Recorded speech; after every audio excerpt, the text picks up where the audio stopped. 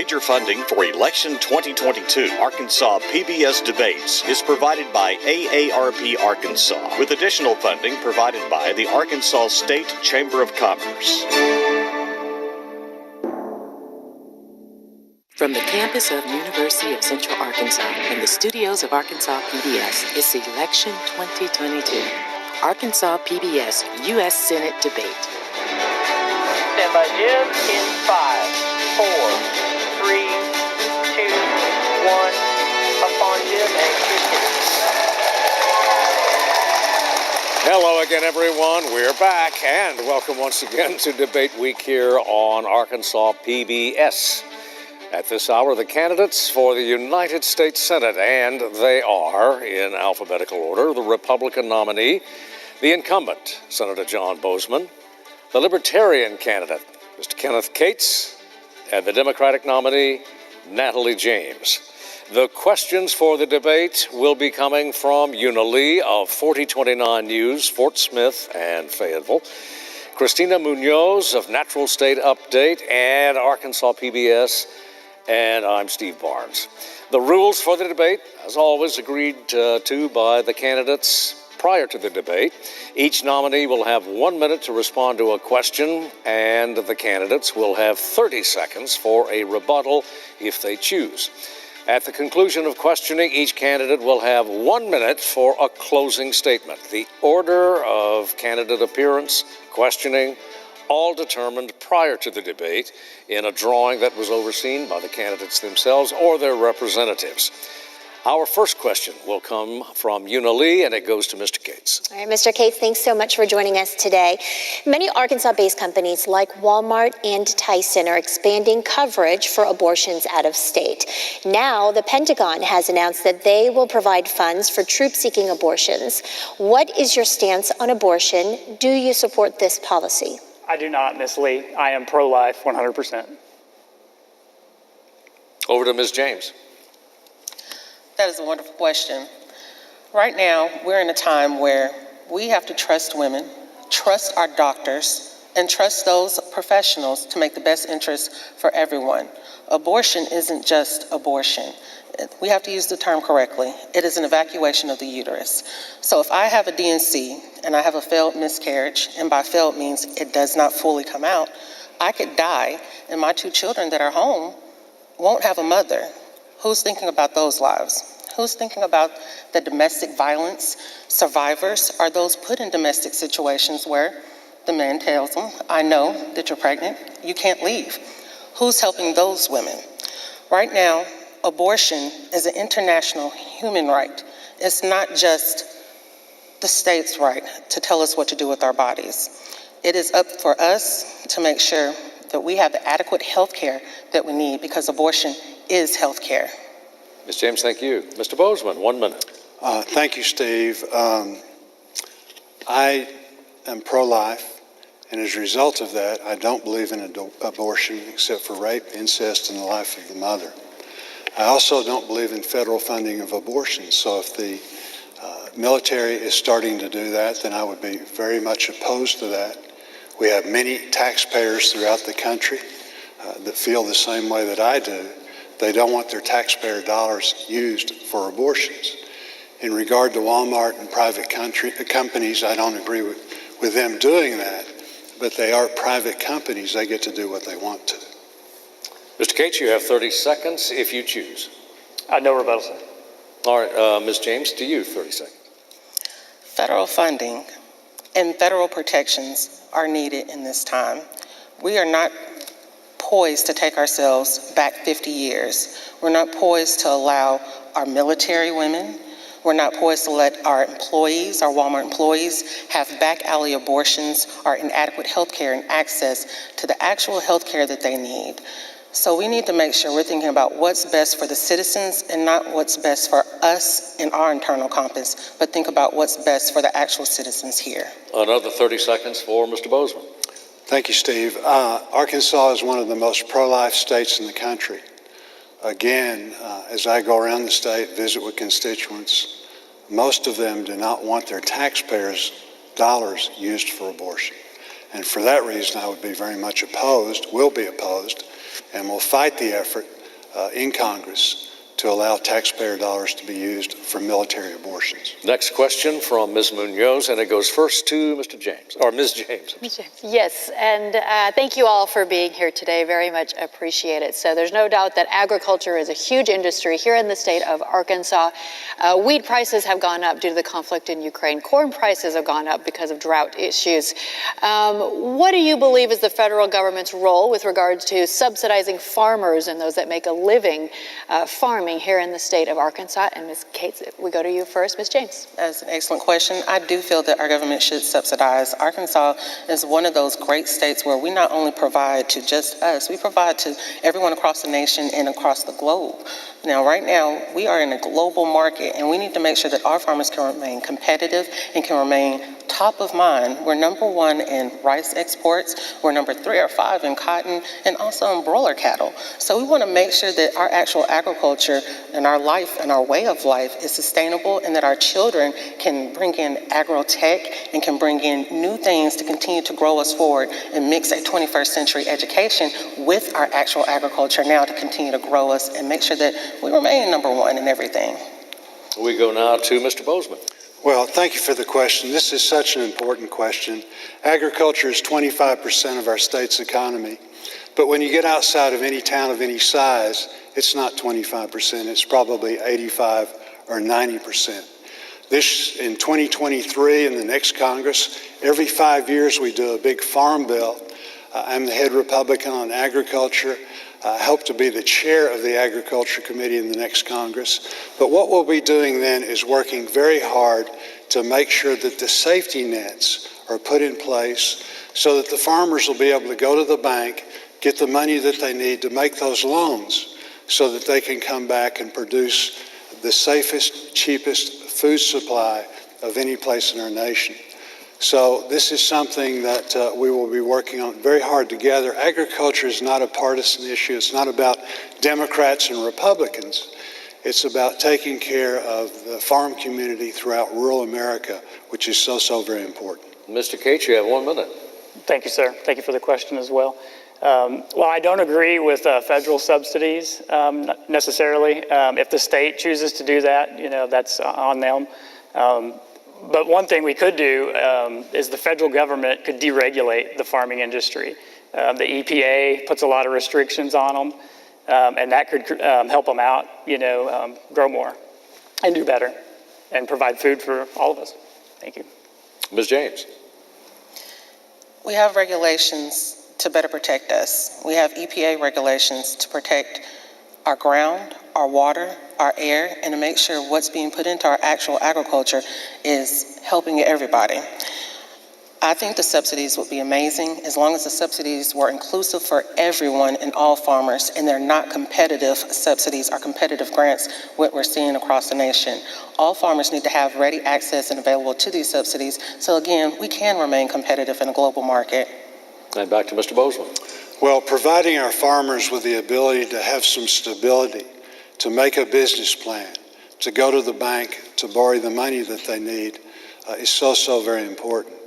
Because of inflation, because of the terrible energy policy that we have, much of agriculture, the fertilizer that they depend on, many of the input costs, what it costs to run the sprinklers, the tractors, etc. The input costs are tremendous right now, and because of that, agriculture is in pretty dire straits. Mr. Cates, a half minute if you choose. No, sir. To Senator Boozman first. Rural Arkansas is becoming increasingly rural at a really significant arresting pace. And the implications are really profound for the delivery of basic services, education, crime prevention, environmental, etc. What should be the federal government's role in addressing these problems that they seem likely to mount for the Arkansas countryside? Steve, they are going to mount. And the reason being is that if you look at Arkansas, I believe 52 of our 75 counties lost population. You start losing population, you lose those turnback dollars. You already don't have much to begin with, and you just dig yourself in deeper. And that's why we mentioned agriculture. That's the thing that is so very important. Again, 85–90% of the economy. But it's not just agriculture, it's rural schools, it's rural hospitals, protecting them. You lose your school, you lose your community. The same is true again of the rural hospitals. One of the things that we've worked on very hard, there's a lot of money in the system, again, in a very bipartisan way, is providing broadband. Making sure that they're able to access that. We used to think in terms of the 3 R's, roads, railroads, and runways. If you're not wired, you're not going to grow. Mr. Cates. Yes, sir. They're leaving the state because there's no opportunity. We need to lower taxes, get businesses to come back in the state, create jobs. That's what will get people here. Thank you. Ms. James. All right, we're going to elaborate on that lowering taxes. We need to make sure we're lowering taxes for the actual citizens, so that way they can stay in state. In our rural areas, we are seeing a sharp decline in everybody leaving, but that's because the job opportunities aren't there, and those jobs have been removed. Now, we want to make sure that in rural areas, they're not having to share hospitals. Last time I checked, in multiple counties, they have to share one hospital. That's not a conducive living environment, or having to be Port Omeg, or having to drive 100 miles to have a baby, or having to drive 100 miles just in case you feel that something's wrong with your heart. They shouldn't have those types of crises to deal with on top of being in the rural area. So federally, I feel that if we can address some of those issues and help with the environment, help with what's going on in the rural area, we would do a lot better in keeping our actual citizens there and well taken care of. Because right now, majority of the state is not taken care of, especially in the Delta. And it's unfortunate, and hopefully we'll have the opportunity to do more federally to better protect all citizens in Arkansas. Oh, Mr. Boozman, another 30. Well, we got some real challenges throughout the state, throughout rural Arkansas. The average age of our farmers is 60. 40% of the healthcare providers in Arkansas are over 60. Young people are getting married at a much later age. Because of that, they're having fewer children. So again, the population is not there to backfill. And so as a result, we need to work as a group, the state working with the federal government, working with our local governments. We need to make sure that schools aren't disallowed because they've gone 5 students too low and you lose your rural school. 30 seconds for Mr. Cates. No rebuttal, sir. Ms. James. All right, so our schools are running low, and that's correct, and we should not be closing them, and we should not be allowing our states to raise the actual how many children, to go from 300 to 750 minimum requirement for schools. Also, people aren't getting married because, well, let's get back to our platform, living wages. If you don't have living wages to sustain your household, what incentivizes you to get married? If you know that you're not going to have a job in your hometown, what incentivizes you to stay there? We have to do multiple incentives to keep people in the rural area and make sure they have a living adequate wage so that they can stay in that area and be better protected and feel safe. Another question now, from Ms. Lee, and it goes first to Ms. James. Ms. James, we had talked about spending before in a separate interview, and when asked about programs or departments that we could cut from, you had mentioned the Department of Defense's budget in a previous interview. So what is your current view on the military spending? Do we need to increase or cut back? Again, back to that, our military spending. Our military spending is extremely high, and we have a lot of things that we need to be taken care of. I do feel if we did cut some of the administrative roles and actually paid our E1 through E6 and made sure that the base of our actual soldiers are taken care of, because they are taken care of with the health care, we would have a better outcome. Reallocating those actual funds to our state, or having a federal office work with our state office, our governor, so that we can use part of that $1.6 billion that was sent in. And that's from the actual citizens of Arkansas, and it's also from federal allocations. Now we have where those federal allocations are sent in, and we have a senator who doesn't ask where and why are they not being used for the actual citizens. And that needs to change. And I know I would make sure that I ask, why are we not using those federal allocations to whatever or whoever the governor is, to make sure that all Arkansans are better protected and have the resources and the accessibility that they need and they deserve. To Mr. Boozman for 1 minute, sir. Well, we live in a very dangerous world. We have a shooting war in Europe, which is really hard to imagine. My dad was a waist gunner on B-17s. Hard for me to imagine. My children, my grandchildren, again, how can this be? But it has occurred. The United States is intervening and helping, providing materials. It's just an example of the different hotspots throughout the world. We have Iran. We have China flexing their muscles, looking at Taiwan. We're helping Israel, protecting them in the Middle East. So there's so many things going on. The last thing that we need to do is cut defense. If anything, I would be an advocate, certainly with inflation. We need to make sure that we have the defense that we need, for sure. To Mr. Cates. Yes, sir. The first thing I would cut in defense spending is money that goes to woke agendas. Our soldiers need to do one thing and one thing only, and that's defend America and win battles. That's how they defend America. Another thing would be, right now, defense contractors, lobbyists, they're setting the stage for when we go to war or not the legislative branch, and that needs to change. Thank you. Ms. James. When we talk about war, we're talking about making sure our job in the United States is, and our job in the Senate, is to balance those alliances and manage those and de-escalate those crises. So what we're seeing in Ukraine, it's where we're doing de-escalation, because God forbid, we don't want a World War III. And in order to do that, we have to make sure we have provisions available. So that does mean reallocating from our actual military to send over to aid to those who need it, so that they can have the provisions, so we don't have to use our military in order to provide services to a foreign country. I want to make sure that we understand it's important that we have federal candidates that are going to manage and de-escalate and appropriately use the funds appropriately for all Arkansans. Have to call time. Yes. Mr. Boozman, another 30 seconds. Well, we spend a lot of money. We waste a lot of money on things that the federal government has no business doing. The defense of our nation, though, I can't do that as an individual. The state of Arkansas, Senator Hutchison, our legislature can't do that. We depend on the federal government. So this is one of those things where it's not a question of how much, it's a question of what's needed. And then we need to provide the funding, whatever it takes, to keep our soldiers safe and to keep us safe. Mr. Cates. Yes, sir. If we look back at the war in Afghanistan, the U.S. government admits that $69 billion was wasted of the $2.3 trillion. So I want to ask everybody, these billions that we're sending to Ukraine, how much of that is getting wasted? I want freedom for the people of Ukraine. I pray for their peace, but we have to look at how much of that is not going to what it says that the people are saying it's going to. Again, $69 billion in Afghanistan lost of the $2.3 trillion. To Ms. Munoz, and a question first for Mr. Boozman. Yes, and this is actually a question that came from one of our viewers. President Biden has pardoned Americans who served federal time for simple marijuana possession. Do you agree? And of course, why or why not? And Senator Boozman, we go first to you. No, thank you for the question. And President Biden has pardoned those that are in federal penitentiary for simple possession.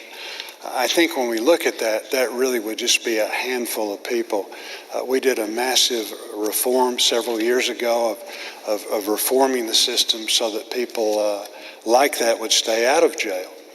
What happens is that you commit serious offenses and then your plea bargained down to simple possession. For those that are in a federal penitentiary for smoking a marijuana cigarette, they need to be let out. Their records expunged. On the other hand, if you're in jail for possession of marijuana and you committed a serious crime, then you need to stay in there. Mr. Cates. Yes, sir. I agree that any person incarcerated, over half of the people incarcerated in the U.S., it's for a simple drug possession. They need to be released if they haven't committed a violent crime or a crime with a victim. The war on drugs it's a failure. It's over 100 years old. If we have to look at policy and figure out if it's effective or not, and the results is how we do that. Okay, and if we look at the war on drugs, the results, it's only gotten worse.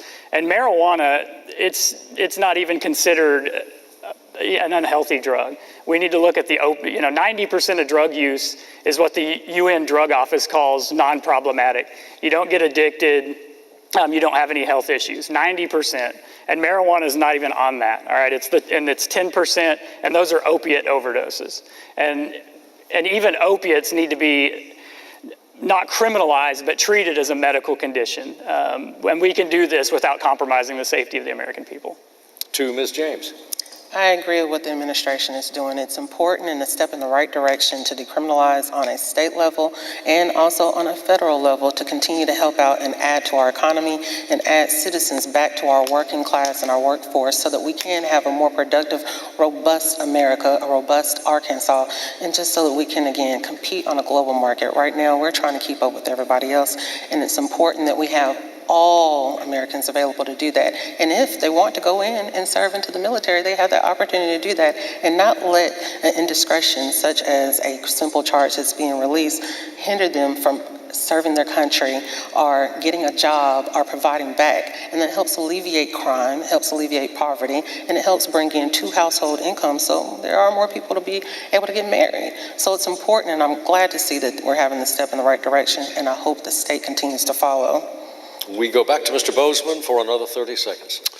Well, I agree. If you're in a federal penitentiary, and only 2% of the criminals that are incarcerated are in federal penitentiaries.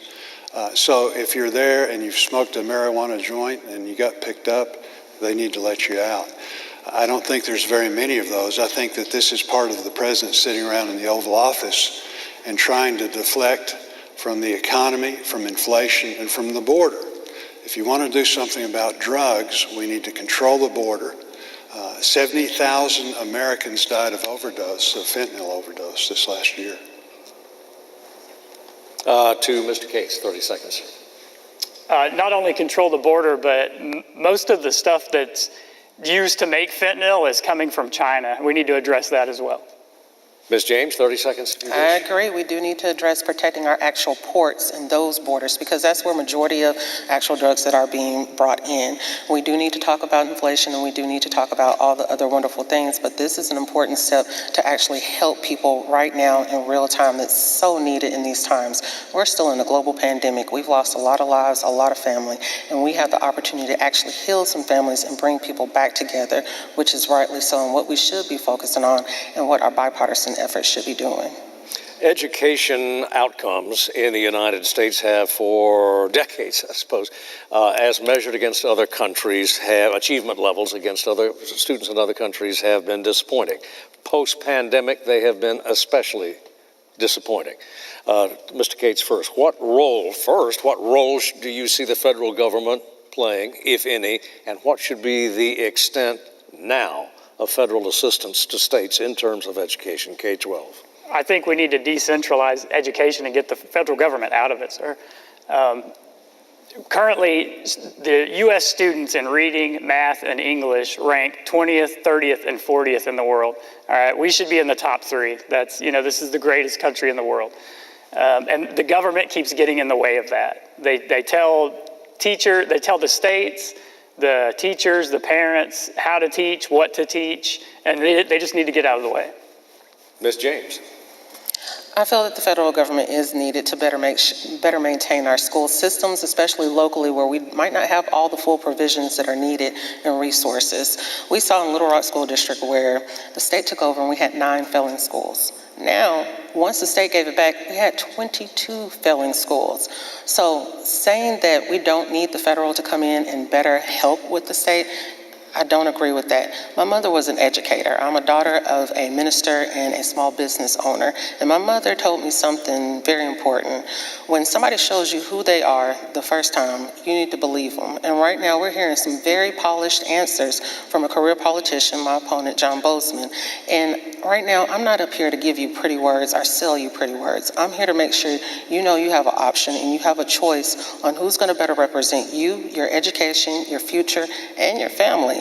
And when we talk about not having the federal provisions needed for our education and our future, how are we going to advance ourselves with agriculture? How are we going to advance ourselves with military? How are we going to advance ourselves with anything if we don't have a proper education system for our most vulnerable? We go now to Mr. Boozman. Thank you, Steve. Education is right at the very top.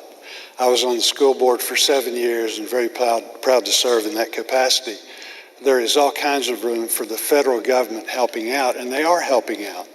Education is primarily a state function, but again, lots of help from the federal government. One of the things I'm very excited about is their help with the vocational programs. Shop class is not like it was when I was in school. Now, teaming with our vocational colleges, you can go to school, you can, at the end of the 11th grade, you can be a phlebotomist and have the certificate. By the time that you graduate from high school, you can be an LPN. By the time the first year after that, you can be a registered nurse and again, make a very, very good wage. This is the key. In order for Arkansas to move forward, we've got to have the workforce that we need. We've got to have a skilled workforce. Those are the jobs that we want, and this is the way to do it. To Mr. Cates for 30 seconds. Yes, sir. And I do agree that vocation is a great thing. That's something the states can do. The states have enough money. And again, if we want to look at the effectiveness of a policy, we have to look at the results. The federal government's been involved in education for a long time, and the results speak for themselves, right? Again, 20th, 30th, 40th place in math, reading, and science compared to the rest of the world. So the federal government's been involved, and we see the results. Thank you. Ms. James. Policy from the federal government is supposed to be preventative and impactful for all citizens and all constituents. It shouldn't be reactive. And what we're seeing on a state level is a very reactive policy against our actual education system. We need to make sure that we have the federal protections in place so that we do have the correct policies that are going to go us further. Again, I can't keep saying it, but I am going to keep saying it. A 21st century education to compete in the global market is so important and critical for Arkansas, ranked 43 in education. And to Mr. Boozman. Thank you, Steve. I'm a real proponent of the regional concept, and again, the federal government has helped with that. You can't do these things by yourself. What you're seeing is schools going together, counties going together, and it really is make a difference. I agree. We need to have metrics. We need to have outcome. We need to hold people responsible. That's why I like it so much that these programs, you're not just going to class and studying, you're actually working towards a certificate so that once you get through with school, you can make a living wage. Ms. Lee now, first to Mr. Boozman. Yeah, Senator Boozman, we are seeing rapid growth, especially in Northwest Arkansas, where our station is. Companies like Walmart building a new headquarters, Tyson requiring all headquarter employees now to move to Arkansas to work out of their Springdale office. J.B. Hunt, one of the latest to reconsider growth in our area. What is the federal government's role in our infrastructure plan? How do we deal with the growth?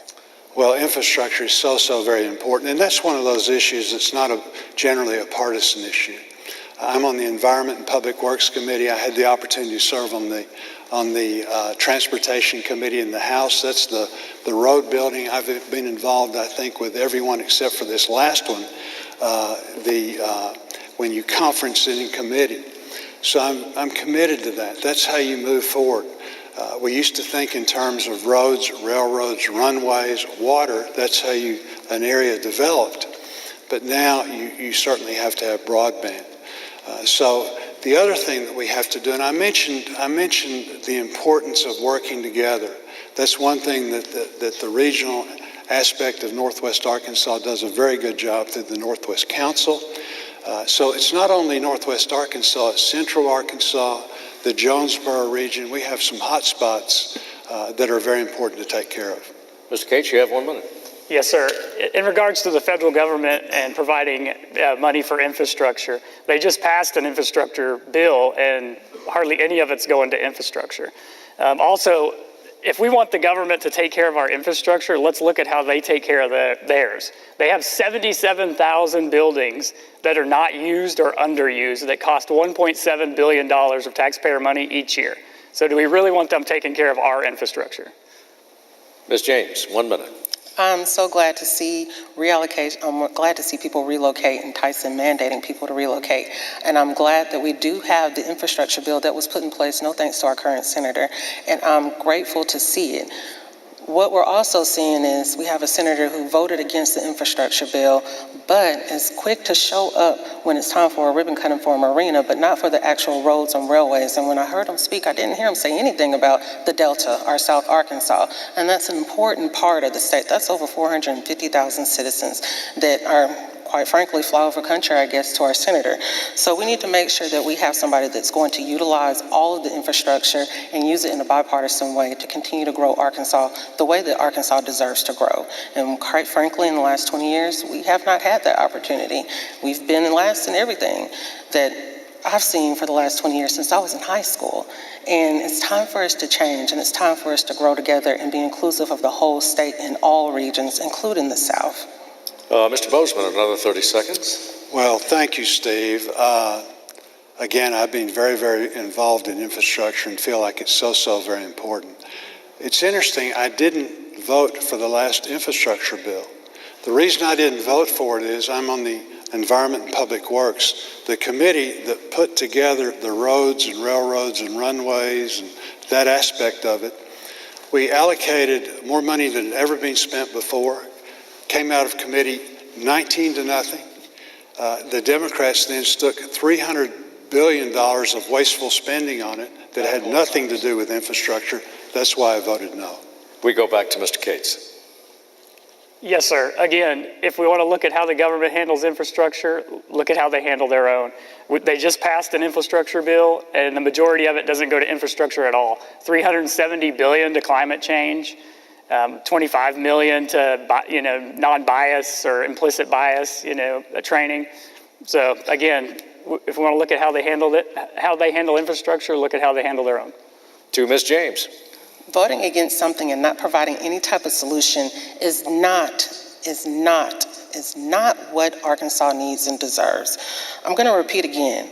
2 decades, 3 bills passed, a post office for Harrison, Arkansas, but you vote against infrastructure and do not provide any solutions to better help all of Arkansas.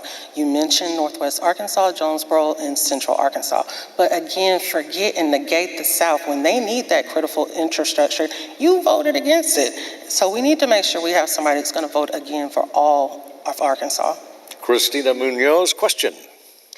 Yes, let's talk about the healthcare industry. So many hospitals in Arkansas, especially rural Arkansas, only survived the pandemic because of federal assistance. They are now again struggling. Do we need more federal assistance, or is it a game of if they fail, they fail? But especially in rural Arkansas, that's a huge concern. Mr. Cates, to you first. Yes, ma'am. Thank you for the question. Both parties always argue how to fund healthcare, the healthcare system, instead of how to fix it. The problem with the healthcare system is the billing.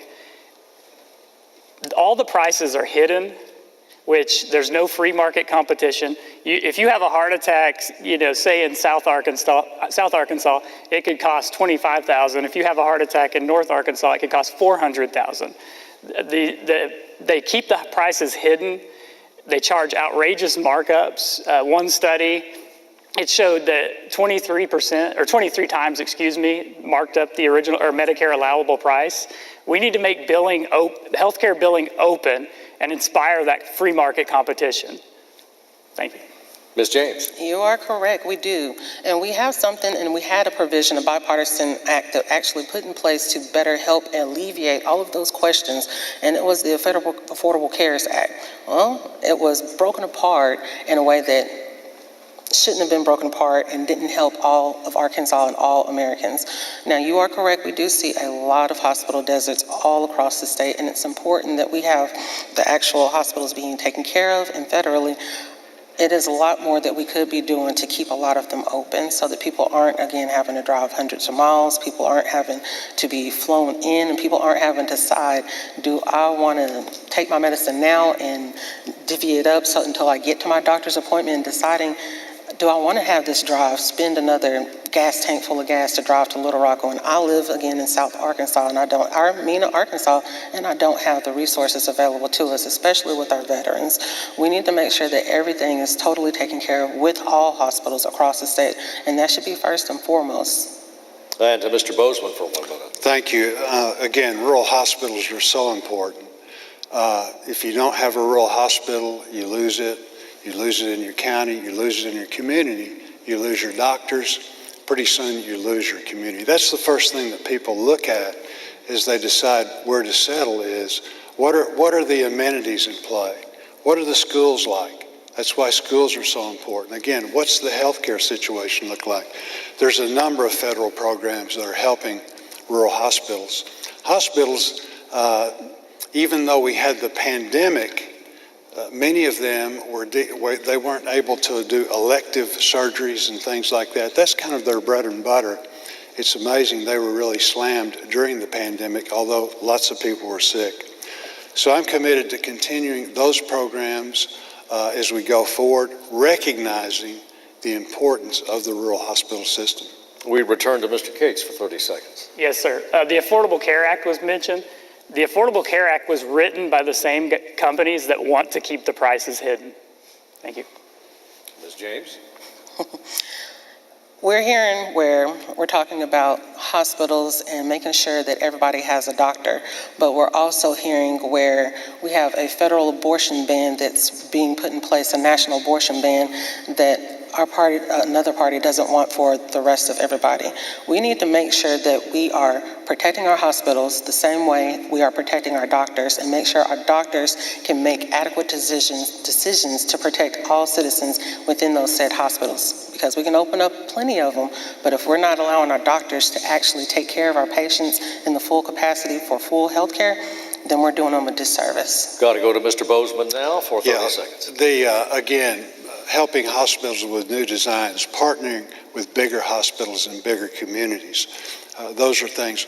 Telemedicine has been a big boom for rural medicine. So these are things that we can work on, again, realizing the importance as we go forward, protecting our rural communities. We are going to pause for just a moment to let you know, or remind you actually, that the candidates are free to participate in a press conference individually directly following the debate. To watch that live from your home or wherever you scan your QR code on your screen, there it is, from with your mobile device, and you will see that QR code periodically through the balance of our debate. Fresh question now, and it goes first to Ms. James. Hardly any other issue, certainly in Arkansas, is driving the political debate this season than crime. What do you see as the federal government's role vis-a-vis cities and states in addressing the problem? Addressing the problem first means actually thinking about a solution for it.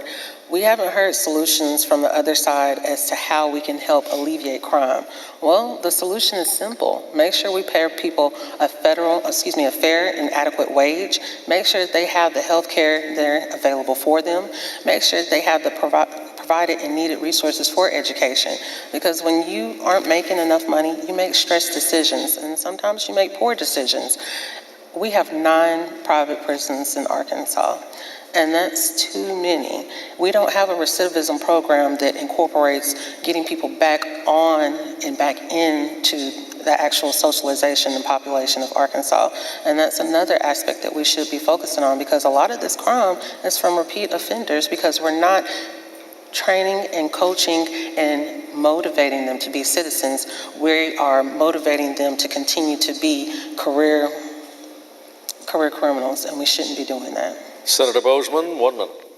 Well, thank you. This again, is a question that we've got to deal with.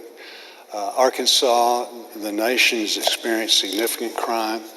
You pick up a newspaper and you read that in Little Rock, we're one of the top 20, top 30, usually top 20 most violent crimes per capita. Well, that's not just Little Rock, that's Arkansas when people see that, when they're trying to decide where they want to settle. So there's a big place for the federal government to be helpful. I'm on the subcommittee that controls funding for various programs like this. The Burn Jag program, which is a program that gives policemen and gives law enforcement the tools that they need to keep themselves safe, to keep us safe. These are the kind of programs that we need to support as we go forward. Mr. Cates? Yes, sir. We fight crime by not demonizing the guys who fight it. Currently, most police departments, they're experiencing significant turnover. A friend of mine is in law enforcement, and he's down 3 guys just on his shift alone because we've demonized the guys who fight it. Thank you. Mr. James. Right now, holding somebody accountable is not demonizing them. Holding people accountable for their actions, just as I hope that all of Arkansas will hold me accountable when I am your future senator, is something that's needed on all fronts, regardless of who it is that you are. Now, we do need to address the mental health crisis and make sure that we have the mental health workers and make sure that we're addressing the major issues that are contributing factors to crime and to poverty. And if we can address those issues in a more sound way, we can alleviate a lot of that actual stress that law enforcement is receiving. Mr. Boozman, you have another 30 seconds. I've had the opportunity to visit with all of the federal law enforcement agencies in the state, asking them what they need to do a better job helping local law enforcement.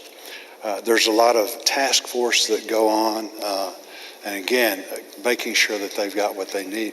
The other thing that we did, myself and Senator Cotton, under the Trump administration, we put 2 prosecutors in place that did a very, very good job fighting crime and, again, helping the local police. Mr. Cates. Yes, sir. I agree holding individual officers accountable and to a high standard. We give them a lot of authority and responsibility, but we shouldn't demonize the whole industry and all of them, all right? We should just hold the one accountable and support the rest. Thank you. Ms. Lee has a question first for Mr. Cates. All right, Mr. Cates, let's talk about immigration. Many people across the political spectrum say that our immigration system is broken and in crisis. How do you think the current administration is handling immigration? If you had a moment with the president, how would you counsel the president to reform our immigration system?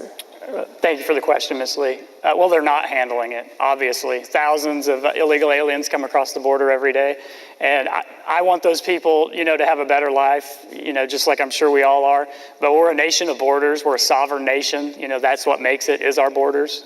And we need to secure it, and we need to focus on immigration reform, such as work visas, so these people can come in and make a better life for their family. Thank you. Ms. James? We're a nation of immigrants. And we can't forget that.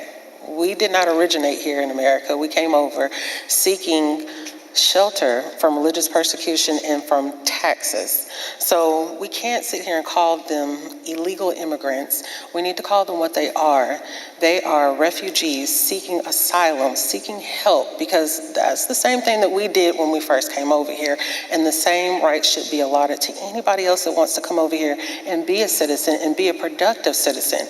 Now, I do agree, we do need to cut a lot of the red tape. There's too much red tape that's hindering the actual asylum process, the refugee process, or any of the immigration process. Right now, we need to make sure we're doing what's best and what's humane for everyone involved in all parties, even if it means hiring more people to make sure that they're able to adequately process and get everybody in and bring people to a safe way of life. Over to Mr. Boozman. We need to secure the border. If you don't secure the border, it doesn't matter what immigration system you put in, then it won't work because people will continue to flood across. And it is a flood. It's a humanitarian crisis. It's a national security crisis. 80 people in this last year were apprehended on the border that were on the terrorist watch list. 3.5 million people were caught since Biden has taken control. 500,000 they know crossed the border, but they weren't able to be apprehended. You think about it, we're a state that has little over 3 million people. You've got the state of Arkansas coming in the last 2 years, and everybody feels like it'll be even greater unless we do something, plus 1 million people. What do you do with these folks? Where do you do them? Some have been sent to New York, a few thousand, the sanctuary city. They've gone crazy, tried to crawl out the National Guard, want $1 billion. This is a national crisis and a national security issue. Sir. Mr. Cates, 30 seconds. Yes, sir. We are a nation of immigrants, but those immigrants came in legally. They had to register on Ellis Island, and my immediate family is immigrants, or immigrated to the U.S., and we did it the right way, the legal way. Thank you. Ms. James? Right now, what we're seeing, we do have, when we talk about immigration again, and we talk about securing our border, 3 million people were stopped. That sounds really secure to me. Drugs were stopped. That sounds like what we have in place is working. Now, stopping actual individuals, whether it's 3 million people coming over here to seek asylum, guess what? America is large. Most of America could fit in Alaska, the size of Alaska, and still have an acre of their own. So we have plenty of space to put them here. They want to be productive citizens, allow them the opportunity to do that. And if they don't, then that's what the immigration process is for, to continue to have those that are here that are going to be productive. Mr. Boozman, 30 seconds. Well, we are a nation of immigrants. We've got 5 million people in line doing it the right way. Most of them, it will take up to 10 years to get their naturalization. We naturalize 1 million people a year, more almost than the rest of the world put together. We can be very proud of that. We're a nation of laws. We can't have hundreds of thousands, literally, millions of people crossing the border in an unlawful way. Ms. Munoz, question first for Ms. James. Yes, talking about higher education, the cost of college, the rising cost of college is making it almost unattainable for many Arkansans. So whether or not you agree with the student loan debt relief plan that is still being argued over, what would you do to help struggling Arkansans pay for higher education? Ms. James first. Well, I'm a mom of a 17-year-old getting ready to face that. So making sure she has the education she needs, any supplemental education so that she can have scholarships, and explaining that you don't have to leave home, you can still go here, and there are different types of vocational trades and other options available. We push college, but college might not be for everybody. We need to make sure that we're pushing all options that are for our children, because not every kid's the same, and we want to make sure that we're recognizing that. Now, with the student loan forgiveness, I think it's a step in the right direction, because it helps those in South Arkansas. It helps those all in Arkansas, especially those communities of color. It helps those communities that are often left behind by career politicians with wonderful, shiny answers, but not real solutions. So I'm glad to see that we have an actual solution put in place and not another trope, our fear-mongering trope when we talk about inflation or borders or anything else. It's time to stop with the fear, and it's time for us to actually advocate for our future and advocate for all constituents. Mr. Boozman. Well, I'm opposed to the Biden plan of forgiveness. The reason being it's not fair. Why is it fair if you just paid off your student loans before March of 2020, and then if you just took a student loan out after that, you get your loan forgiven on one end and the other not? Why is it fair that a family of making $250,000 gets loan forgiveness of $20,000 when you've got a hardworking family making $35,000, $50,000, $70,000, whatever? Nobody's paying off their debts. So for that reason, I'm very much opposed. What we've got to do is get the university system under control, in the sense that their inflation rate has been tremendously greater than the normal inflation rate. Mr. Cates. Yes, sir. I agree that vocational should be another option, and that the prices of college is out of control, like healthcare as well. But remember, student loan forgiveness, the federal government paying for someone's student loan is not free. Somebody has to pay for it. The taxpayer does. So you're just transferring debt from one person to another. Ms. James? We're going to talk about forgiving loans. We need to talk about PPP loans that were forgiven to numerous colleagues and co-workers of our divested Senator John Boozman from his company.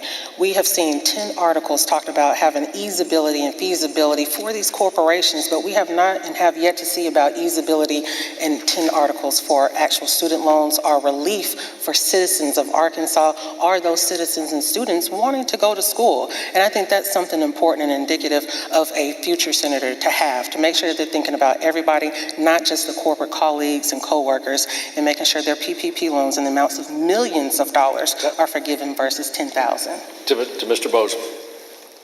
Well, again, we need Pell Grant scholarships, and certainly there's a place for that in the federal government.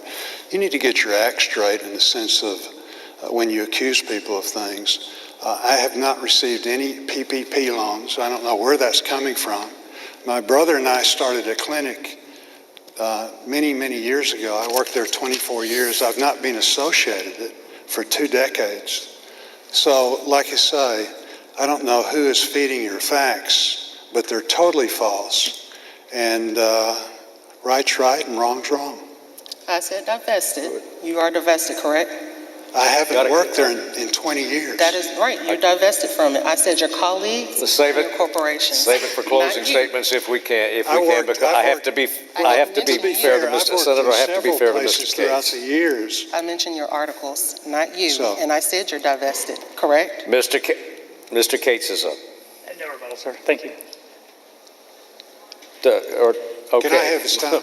Closing statements. Now, time for closing statements. And as determined prior to the broadcast, Mr. Cates, you're first. You have 1 minute, sir. Yes, sir.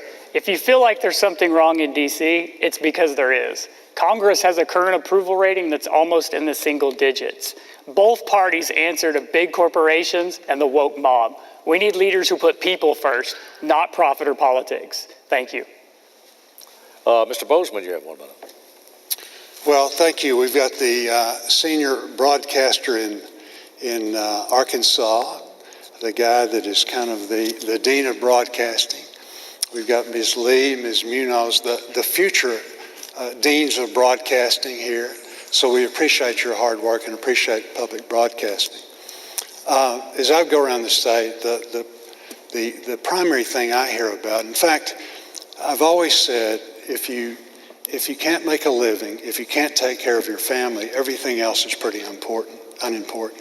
The thing that's killing Americans right now is inflation. 8.2%. We've had over 8.2% inflation for the last 7 months. Remember, this was going to be transitory. So we're in a situation now where we simply have to do something about that. And so I believe that if we lift our eyes above and get to work here, working together, we'll be able to solve that problem. We've got a lot of other problems that we can solve working together. And America Senator, will continue to be the greatest, freest country. Got to call time, Senator. Anywhere. I apologize. Thank you. Ms. James, you have 1 minute. Call inflation what it is. Inflation is corporate greed. And as I said before, we've seen numerous corporations and colleagues of our current incumbent receive millions of dollars worth of PPP loans to be forgiven, and yet they continue to have 50-year profits, higher than we've ever seen. And yes, we do have 8.8% inflation right now, but it's forecasted to go down because of what the current administration is doing. It's forecasted to go down to 5.3%. Enough with the tropes, enough with the fear, enough with the wolf in sheep's clothing, enough with the political 20-year polished, very polished, rehearsed responses. They tell you exactly what they want you to hear, and then they go back to Washington and vote against your best interests. Arkansas, you have a choice. You have a choice right now to make sure you have somebody that's going to vote for veterans, our families, our working class, and make sure that everybody is taken care of. And I'm Natalie James, and I'm asking you for your vote today and for you to check out my issues and our platform at jamesforarkansas.com. Thank you so much for this opportunity. And with that, we thank our 3 candidates for appearing on our broadcast. And to our viewers, you can watch this and all the Arkansas PBS debates on demand at the Arkansas PBS YouTube channel, on the PBS video app, and on our website. A reminder, the candidates have the option to participate in a press conference directly following this debate, which will air on YouTube. You can watch it live. It's on YouTube, part of our live stream. Once again, scan the QR code on your screen now and begin watching on YouTube. Once again, our